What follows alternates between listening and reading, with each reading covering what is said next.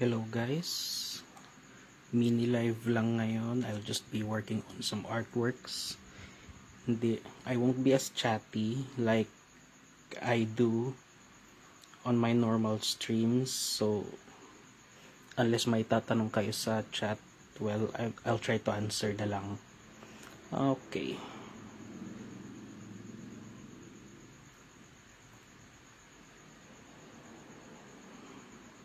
Might as well start.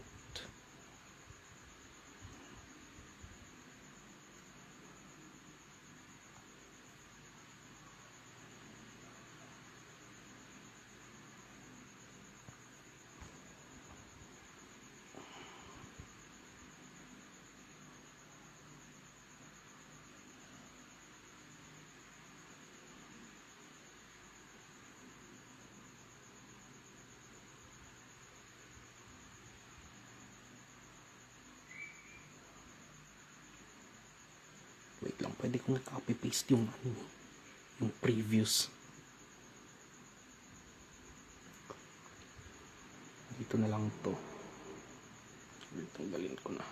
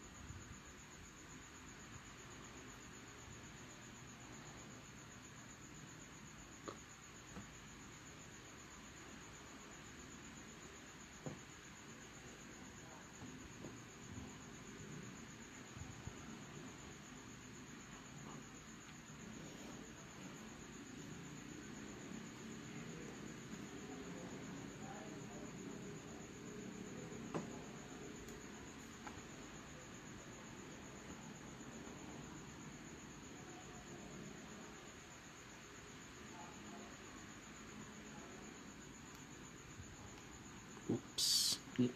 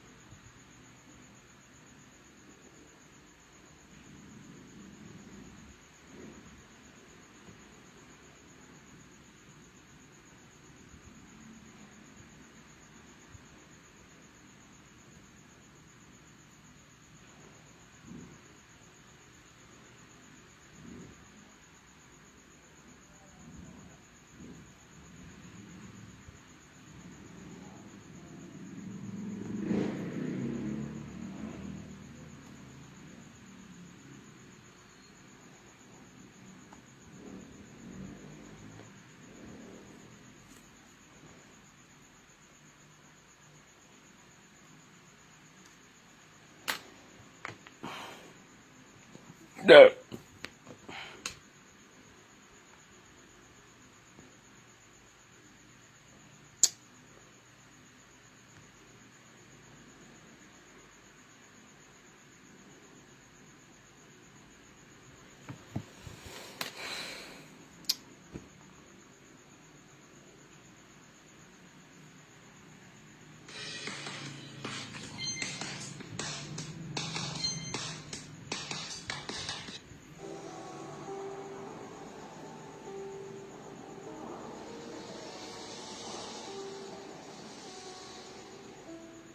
Hey beauties and bees, welcome back to the show. Okay, today, Hey. get comfortable.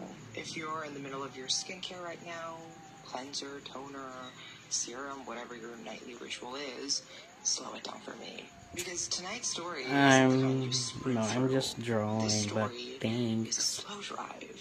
The kind where the road gets quiet and you start wondering if you missed your turn or if something is making sure you don't find it.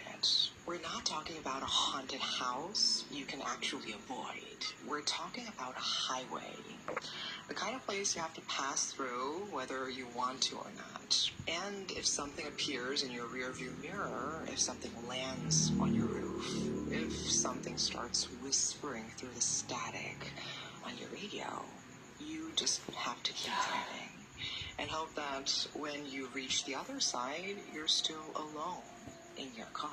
Tonight, we're going to Malaysia's most infamous highway, the Karak Highway. Oh, hello there. Hello there, Kenji. Thank you for welcome in. As Before we usual. continue tonight's story, I want to quickly share something I genuinely need every time I travel, especially for this channel. So for Beauty and the Beast, I'm constantly coordinating with my editors and illustrators who work really hard behind the scenes. And even when I'm traveling, work doesn't stop. The moment I land, I usually need to open my laptop, take calls, and message my team right away to make sure everything's running smoothly. And that is why I always use Saley. If you've never used an eSIM before, it's basically a digital SIM card, no physical SIM, no waiting in line at the airport, no dealing with people selling SIM cards outside stations. Yeah, so it's really convenient. Before my trip, I just download the Saley app, select the country I'm traveling to, choose a data plan, and enter my code BEAUTYBEASTS for 15% off. Everything is set up before I even board the plane. When I land, my data activates automatically. What I really like about Saley is how convenient it is. Once the eSIM is installed, you don't need to install a new one for every country. They have affordable plans in over 200 destinations, which helps you significantly reduce or even completely avoid roaming fees. So if you're visiting multiple countries, you can also get regional or global plans and travel with the same eSIM the entire time.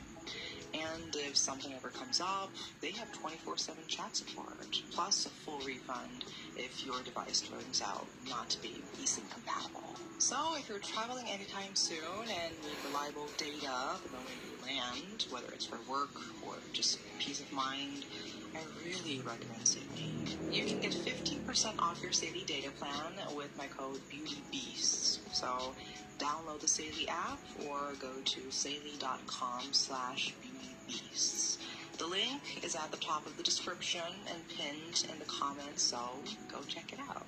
Before we get into the encounters, we need to understand this place. The Karak Highway, or the KL Karak Expressway, cuts through the wilderness of the Titiwangsa Mountains. It's about 60 kilometers long and a major route out of KL, Kuala Lumpur, to the east. So during the day, it's just a road. It's busy, normal, a functional road. But at night, it feels like the highway changes personality. The air gets colder, the fog rolls in, so thick that your headlights can't light the way ahead.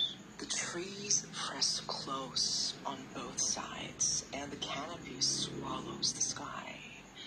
But here is what the tourism boards don't tell you.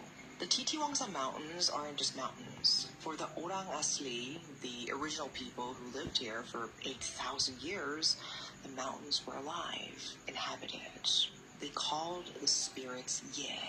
Spirit guides who lived in the peaks, the rivers, the trees, who communicated through dreams, who kept the balance between humans and the land. And there were others, the Penungu, guardian spirits of specific places, caves, forests, mountains, and they were evil, not originally, but they had rules. And if you crossed into their territory without permission, well, I will later tell you what happens. In Malaysian folklore, when the delicate line between the human world and the spirit world is crossed, when you trespass into their living spaces, a conflict ensues. Some say the old ways required offerings before you broke ground on sacred land. Some say the spirits needed to be asked. In the 1970s, when they blasted a tunnel through this mountain, when they paved over forest that had stood for 130 million years, did anyone ask permission? The construction workers who built this highway reported strange things. Equipment failures, workers who refused to return, accidents with no explanation. But the government needed the road. Progress couldn't wait. So they finished the highway, opened it to traffic. And the accidents began almost immediately. And at first, they were explainable. Sharp curves, wet roads, driver fatigue. But the frequency was strange. And then came February 28th, 1990, the night Karak earned its reputation. It happened at kilometer 30.9, just 5 kilometers from the Genting Sempa Tunnel, right at the border between Selangor and Pahang. An express bus was descending a hill, fully loaded with passengers. The driver pressed the brakes. Nothing. He pressed harder. Nothing. Brake failure. Total brake failure. And this happened on a downhill slope with a bus full of people. The bus picked up speed. The driver had no way to stop it. It struck 2 cars first, sent them spinning, and then it collided head-on with a truck. But this wasn't just any truck. It was an FRU vehicle, Federal Reserve Unit, riot police. 11 officers were inside. They were from Troop 4B on their way from the police training center in Kuala Lumpur to Kuala Terengganu. An operational readiness drill, routine. They never made it. The impact was so violent that the FRU truck was driven beneath the bus. And imagine that for a second. A truck crushed under a bus with 11 men inside. But it wasn't over. A fuel tanker was coming up behind them. The driver saw the wreck, tried to swerve, tried to stop, but he couldn't. The tanker slammed into the pile, and then the chain reaction began. A lorry, 2 taxis, 6 cars, 12 vehicles in total. Metal crumpling, glass shattering, fuel spilling across the asphalt. When it finally stopped, when the last vehicle came to rest, 17 people were dead. 11 of them were police officers, men who woke up that morning, put on their uniforms, and climbed into a truck for a routine assignment. They never saw it coming.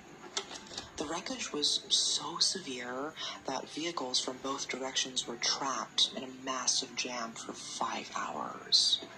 No one could get through. No one could get out. Police called it one of the worst road disasters since 1970. It remains the worst highway disaster in Malaysian history since the Karak Highway opened to traffic in 1979.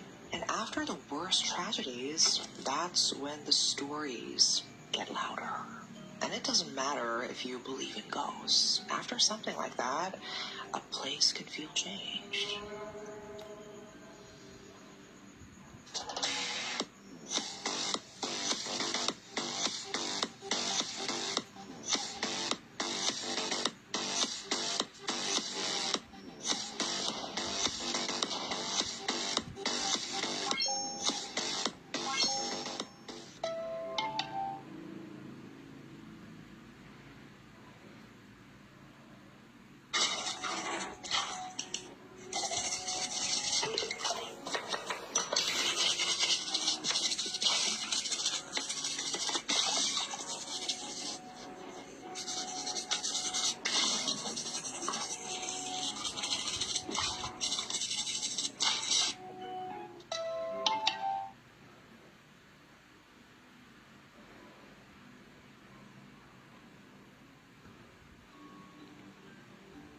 And here's the thing about Penungu spirits. They tend to congregate in places where death is frequent. And with each death, the place grows darker. The spirits multiply. The original guardians of the mountain are now joined by every soul who died screaming on this asphalt. Some say those souls are scattered. That when you die in terror, sudden, confused, not understanding what happened, your soul fragments. Pieces of you left behind on the road, in the wreckage, in the trees.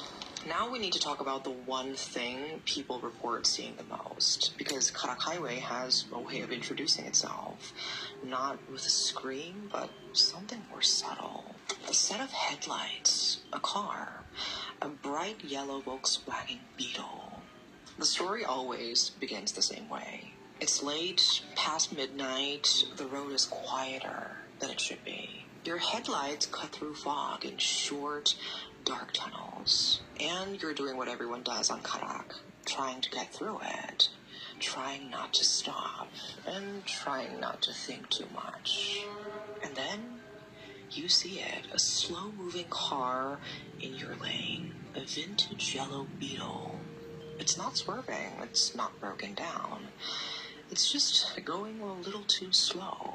Like it doesn't care that you're behind it. Like it's forcing you to hit your brakes. And most drivers do what anyone would do. They get annoyed. They overtake. They move into the next lane. They pass it. But then when they glance sideways, just to throw a quick angry glare at the driver, they're hit with a sudden realization that makes them keep driving. Once they overtake it, the yellow Beetle appears in front of them again. Same lane, same speed. People call it the infinite loop. You speed up, it's there. You slow down, it matches your speed. And no matter what you do, it doesn't stay behind you. That car is leading you. Because some versions of the story say it isn't just reappearing. It's trying to pull you deeper into Karak, further into the darker stretch, like it's guiding you toward a part of the highway that doesn't feel mapped. And this is where the warning comes in. Locals say, don't overtake it, because once you pass it, you feel the urge to look inside, to check who's driving, to confirm it's real. And people who take that glance swear they see one of two things. Either there is no one behind the wheel, an empty driver's seat, or there is someone, but the driver doesn't look right. The silhouette that doesn't match the posture of a living person.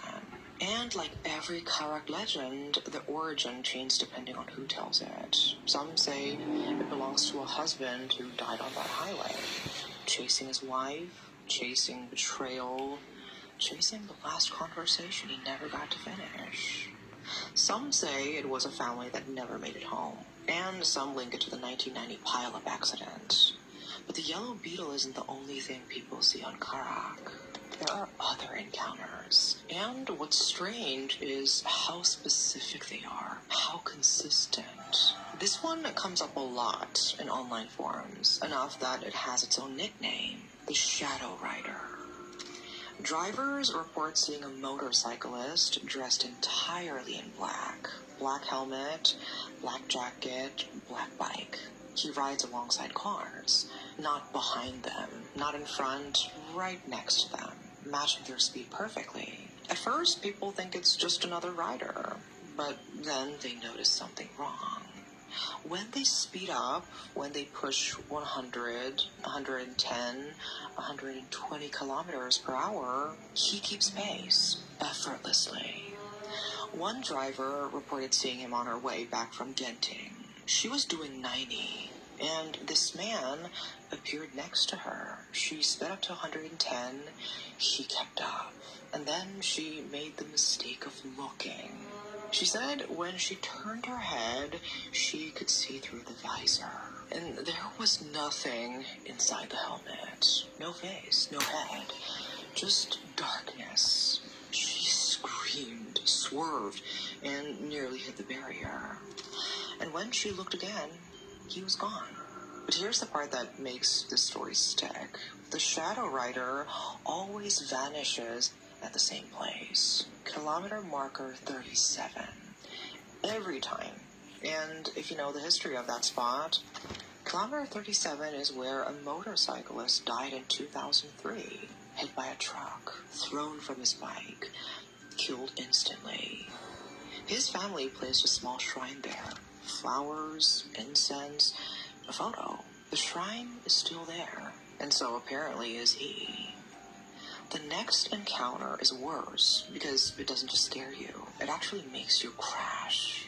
So we need to talk about the Pontianak, because this spirit doesn't just haunt Karak Highway, she hunts it. In Malay folklore, the Pontianak is a vengeful female spirit, born from death during pregnancy or childbirth. Long dark hair, pale face, white dress. But forget Western ghosts. The sad apparition drifting through hallways. The Pontianak is not sad. She is furious. And she doesn't appear to scare you. She appears to kill you. So here's how it starts. You're driving late at night, windows up, and you smell it. Frangipani, jasmine, that sweet scent. And your brain knows something is wrong because there are no flowers here. No reason for that smell to exist inside your sealed car at 2 a.m. If you grew up in Malaysia, that's when your hands tighten on the wheel. Because frangipani and jasmine aren't just pretty scents in this part of the world. They're the flowers of death, planted in cemeteries, burned as offerings. So when that smell floods your car for no reason, it's not a warning. It means she's already here. Then you see her, a figure in white at the edge of your headlights. Still, hair swaying even when there's no wind. Your foot slams the brake, and she's gone. But here's what actually kills people. It's not the sighting, it's the swerve. When a woman appears in your headlights, you don't think, you jerk the wheel. And on Karak Highway, with its hairpin turns and sheer drops, that swerve is a death sentence. Locals say that's how she gets her victims, not by attacking them, by making them kill themselves, trying to avoid her. Rooftop cheap, pero walang init? Posible at sakto kasi mayroong buy one take one sunshade net sa Lazada. Sobrang mura na kaya go, i-check out mo na. I finally got the rooftop chill moment kahit mainit. Buti na nakita ko ng sunshade sa Lazada na buy one take one pa. Sobrang dali niya lang i-set up. And may kasama na rin naman siyang tali. Para sa Buy murang one, halaga, take one maganda ka yung dyan. She doesn't need to touch you. She just needs you to see her. Okay, now here comes really creepy stories tied to the highway, so brace yourself. Of all the famous Karak Highway's Pontianak encounters, this one is probably the creepiest, and it's been told for decades. One night, a couple was driving home late. Husband behind the wheel, wife in the passenger seat. It was after midnight, and the highway was quiet. Fog drifted across the road in patches, and the husband was trying to keep a steady speed. He didn't want to be reckless, but he wanted to get through the stretch as fast as possible. And then he heard it. Not an explosion, nothing dramatic, but the steering wheel felt tugged to the left. A flat tire. He pulled onto the shoulder and parked, switching on his emergency lights. The moment the engine cut, silence rushed in. The kind that felt like nothing was living around them. His wife turned to him. What do we do? No signal, no cars. The nearest emergency call box was too far to walk to in the dark. But it was their only chance. I will walk to the call box, he said. Lock the doors. Stay inside. I'll be back soon. She wanted to argue. She wanted to say, no, don't leave me here. But what choice did they have? So he got out and started walking into the fog. And she watched his silhouette get swallowed by darkness. Now it was just her, alone in a dead car at the edge of a jungle. She glanced at the clock. 1:15 a.m. She turned on the radio, tried to find a station. Any station. But just static, more static. A faint voice too distorted to make out. So she turned it off. 1:20 a.m. She started imagining things, shapes moving in the fog, shadows between the trees. Oh, hello, Territory GS. I didn't see you there. Welcome in. 1:30 a.m. Nothing happened. Just the fog rolling in and out. Just the trees swaying. But she had that heavy feeling you get when the world is just too quiet. Then she heard it. A soft scratching sound above her. She froze. Maybe it's a branch, she thought. Maybe something fell on the roof. But the sound shifted slowly from the center of the roof toward the windshield. It sounded like fingernails on metal. Her hands clamped onto the steering wheel, even though she knew she wouldn't make it far. She didn't dare look up, didn't dare move. The scratching grew louder. It was faster now. And then she heard something else. A growl. The sound turned violent, like an animal tearing into prey. A sickening ripping sound. She pressed her lips together, trying not to make a sound. Her whole body trembled as the noise continued above her. That horrible sound of something being attacked. A soft, heart-wrenching moan. A wet chewing sound like flesh being pulled apart. And then something dark dripped onto the windshield. She watched it slide down the glass in a slow, dark line. It was blood. And that's when she smelled it. Sweet flowers, so strong it made her nauseous. Her hands shook as she checked the locks again, even though she already knew they were locked. And then she saw headlights right behind her. Relief hit her so hard, she almost cried. Someone had stopped. Before she could even unlock the door, a voice cut through the night, amplified, urgent. Ma'am, step out of the vehicle slowly. Walk toward us. Do not look back. Do you understand? Do not look back. That tone, it wasn't calm. It was afraid. Ma'am, please step out of the car and walk toward us. Her hands trembled as she unlocked the door. Cold air rushed in. The police car sat about 30 feet away. Siren silent, lights blazing. 2 officers stood beside it. One waved her forward. Sharp gestures like he was trying to pull her with his hands. Walk toward us, he repeated. Keep your eyes on me. Do not look back. She stepped out. With every step, her brain screamed at her to turn around, because her husband was out there somewhere.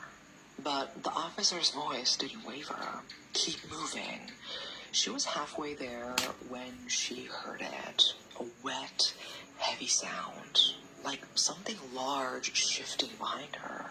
She stopped. Ma'am, keep walking. But she turned her head, just a glance, just enough to see a woman crouched on the roof of her car. Her hair hanging in thick locks over a blood-stained face, white dress soaked red, limbs bent at impossible angles, knees twisted backward, spine arched too far. And beneath her was a body.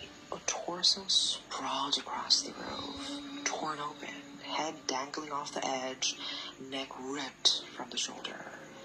It was her husband. The Pontianac's mouth was buried in her prey, and she paused, glanced up.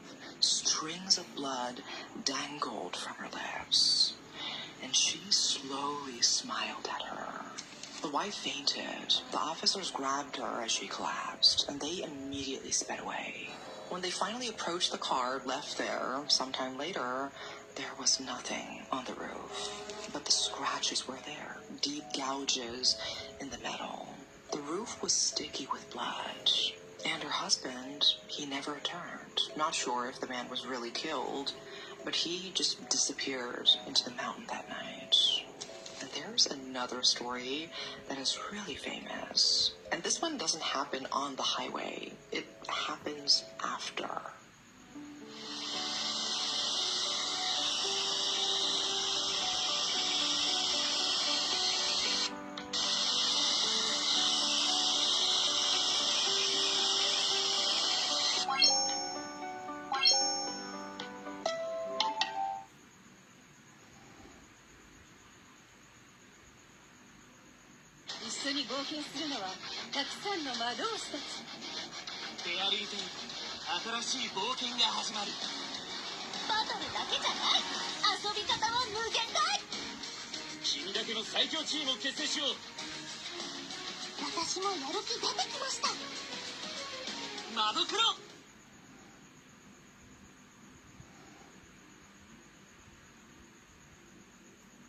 Sometime in the 90s, a well-known Malaysian radio DJ was hosting a late-night show. And you know the kind, the ones that air after midnight, when the city goes quiet and the callers get stranger. This particular show had a segment where listeners could phone in and share their experiences, ghost stories, strange encounters, things they couldn't explain. And this show was really popular. People loved hearing what others had seen. One night, a call came through. The man on the line sounded calm, polite. He said he wanted to share something that had just happened to him. The DJ told him to go ahead. The caller said he'd been driving along the Karak Highway. It was late. His parents were in the back seat. His wife sat beside him, and their baby was sleeping. The road was empty and quiet. He was tired, struggling to stay awake. And then he saw a lorry coming from the opposite direction. But something was wrong. The lorry only had one working headlight, and it was driving on his side of the road. He didn't have time to think. He yanked the wheel. The car swerved. But the lorry appeared again in front of him. Same single headlight. He swerved again and again and again. Each time he thought he'd escaped it, the lorry was back. His panic built. He pushed the accelerator harder, trying to outrun it. And then, as he crested a hill, that single headlight appeared directly ahead of him. No time to react. He swerved one final time, violently, and lost control. The car smashed through the highway barrier and fell into the ravine below. The caller paused. The DJ waited. Then, very quietly, the man said, "My parents died in that crash." Another pause. "My wife died. My baby died." His voice didn't break. It was just empty. And then he said, "I died too." The Oh line my went goodness. dead. The DJ just sat there for a moment. Then he laughed nervously and told his listeners it must have been a prank call. A really convincing one, but a prank nonetheless. He moved on with the show. But the next morning, he saw the newspaper. A car had crashed through the barrier on Karak Highway the night before. It had fallen into a ravine. Inside were an elderly couple, a young husband and wife, and their baby. All 5 were killed. The details matched the caller's story exactly. The DJ rushed back to the radio station, and his hands were shaking as he pulled the recording from the night before. He rewound the call, pressed play, and heard nothing. Just static, then silence. The caller's voice, his story, his confession, his final words, none of it had been recorded. The tape was blank. Some people say the man was calling from the wreck itself, that he didn't know he was already dead. Others say he knew exactly what he was doing, that he wanted someone to hear what happened before he moved on. Karak Highway, in fact, has documented dangers. The curves can be sharp, fogs can drop visibility fast, fatigue and speeding can turn a normal drive into a deadly one. And when you're scared, your brain looks for patterns. Every shadow becomes a figure, every sound becomes a warning. Sometimes fear fills in the blanks. But when so many people describe the same experiences, it makes you wonder if there's something to it. So, what do you think? Is the Pontianak real? Or is she a story people tell to give tragedy a shape? And if you're driving Karak Highway late at night, and your car started to fail, and you smelled sweet flowers drifting through the vents, would you dare to venture outside? If you are from Malaysia and you've driven down Karak Highway, if you've heard a different version of the story or experienced something, please leave a comment. I would love to learn more. Okay, that is the end of today's story. I hope you guys really enjoyed listening to this one. I will see you in the next episode. So until then, bye-bye.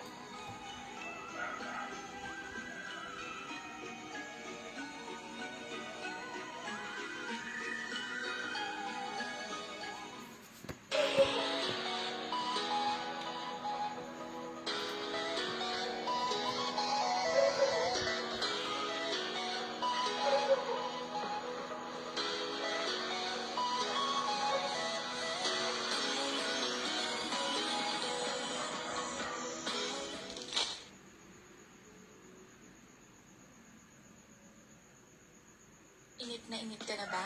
Fan on! 180 plus lang to sa Lazada. Pinakamut...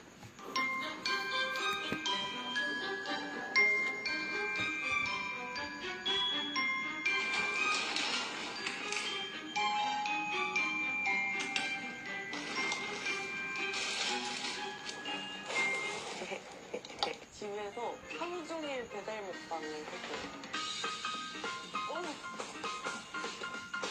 아이고.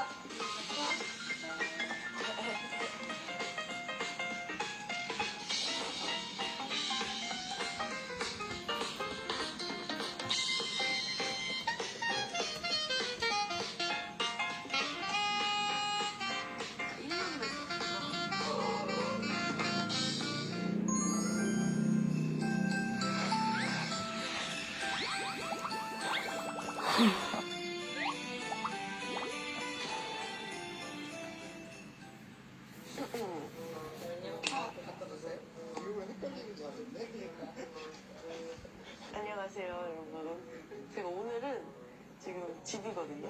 집에서 하루 종일 배달 먹방을 할 거예요. 과연 얼마치를 먹나.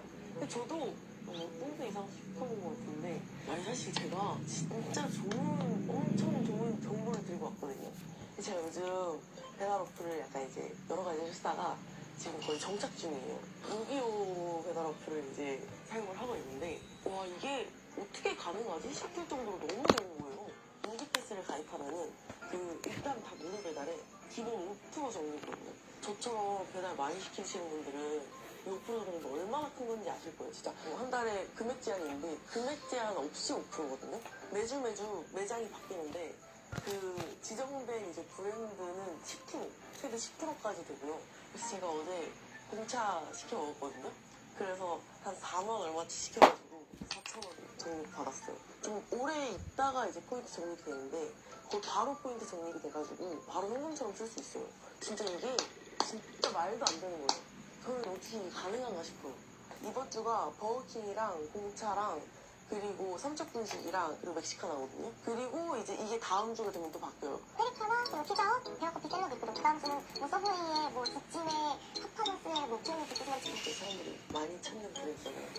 여기서 하는 10%는 와 진짜 혜택이 진짜 말도 안 되는 거거든요. 제가 1년에 배달 어플을 4천만 원 이상 쓰니까 뭐 10% 하잖아요. 그러면은 200만 원, 400만 원까지 버는 거거든요. 그리고 사실 이게 혜택이 너무 좋으니까 멤버십 하는 게 되게 비쌀 것 같잖아요. 네이버 플러스 멤버십 있으면 무료예요. 요즘 네이버 플러스 멤버십도 다 쓰지 않아요? 저도 쓰거든요. 그래서 여기입니다. 그래서 오늘 배고파 빨리 시험부터 하자. 오늘도 시간 걸리니까 오늘 아침은 뭘로 먹을까? 제가 원래 좀 늦게 일어나요. 10시에 한 40분쯤 일어나서 저녁 6시 반인데 일단은 10% 되는 거 먹어봐야겠지? 오늘 지금 하늘에 있고 근데 지금 완전 물건 살고 있어가지고 여기 진짜 지금 무한 정리거든요. 배달 자주 하시는 분들 진짜 딱 한 번만 봐주세요. 진짜 이게 이제 매주 바뀌는 거거든요. 그래서 이제 여기는 10%가 되는 거예요. 맛집 사장님분들도 여기에 다 등록을 해주시면 좋겠습니다. 아 그럼 버거킹 바로 시켜야겠다. 버거킹. 심지어 할인까지 들어가네? 요기요 단독 할인으로. 뭐야? 16,000원. 이게 요기요 한정 판매래요. Nice. 지금 이 베이비버거라고 인기 세종이 조그만한 버거로 이렇게 3개가 오는데 그게 지금 요기요에서만 한정 판매하고 있어요. 요기요가 진짜 작동을 한 것 같아요. 요기요 한정 메뉴를 일단 시키고 똥새우 아파? 기다려봐. 너 아까 마녀스프 먹지 않았어? 라지? 그리고 여기 10% 할인하는 메뉴도 시킬게요. 어? 제 것까지 받아주고 제 거 이후로 이제 주문이 막혔어요. 저희 또 피디님이랑 이제 같이 나눠 먹으려고 먹고 싶은 거 싹 시켰습니다. 와.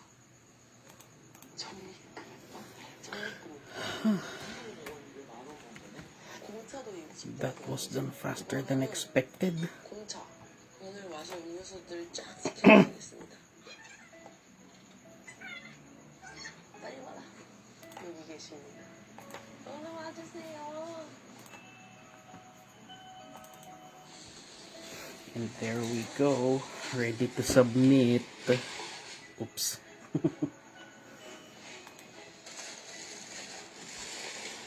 As I was saying, there we go, ready to submit. So for the couple of people who were watching here a while ago, probably no one watching now still, thank you for watching. I'll see you on my real stream tomorrow. Take care. Bye.